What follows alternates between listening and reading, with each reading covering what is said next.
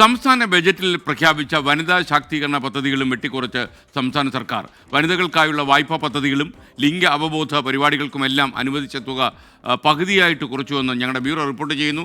ന്യൂനപക്ഷ സ്കോളർഷിപ്പും പട്ടിക വികസന പദ്ധതികളും വെട്ടിക്കുറച്ചതിന് പിന്നാലെയാണ് കൂടുതൽ തുക ഇപ്പോൾ വെട്ടിക്കുറച്ചിരിക്കുന്നത്.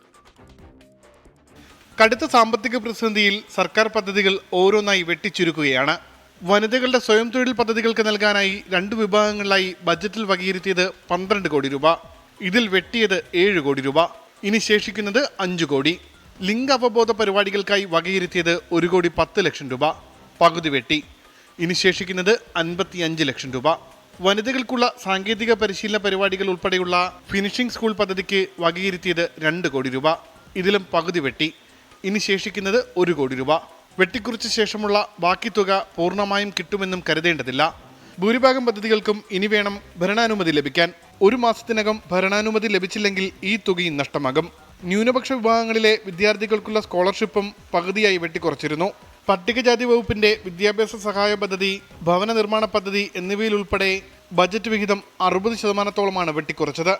കടുത്ത സാമ്പത്തിക പ്രതിസന്ധിയെ തുടർന്ന് പദ്ധതി വിഹിതം വെട്ടിക്കുറയ്ക്കാൻ സർക്കാർ നേരത്തെ തീരുമാനിച്ചതാണ്. എന്നാൽ ഇങ്ങനെ വെട്ടിക്കുറയ്ക്കുന്നതിൽ കൂടുതലും ഇത്തരത്തിൽ കരുതൽ വേണ്ട, പരിഗണന വേണ്ട വിഭാഗങ്ങളുടേതാണ് എന്നതാണ് ഒരു പ്രശ്നം. ഇതുകൂടാതെ ഈ പദ്ധതികളിൽ പലതും അഭിമാനപൂർവ്വം സർക്കാർ പ്രഖ്യാപിച്ചതുമാണ്. ഉമേഷ് ബാലകൃഷ്ണൻ, 24 തിരുവനന്തപുരം.